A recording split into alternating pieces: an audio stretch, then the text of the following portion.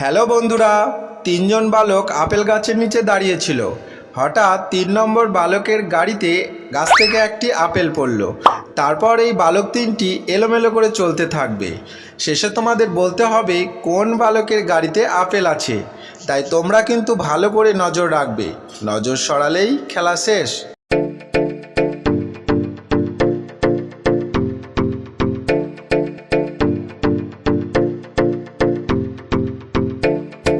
বন্ধুরা, এবার তোমাদের উত্তর কমেন্টে জানিয়ে দাও। আর যারা পারছো না তাদেরকে আমি বলে দেব। তার আগে যারা আপেল খেতে ভালোবাসো তারা ভিডিওটিতে একটি লাইক করে দাও।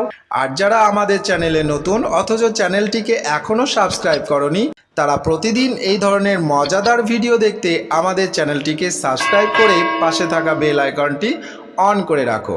চলো এবার সঠিক উত্তরটি জেনে নিই। এই 1 নম্বর বালকটির গাড়িতে আপেল রয়েছে।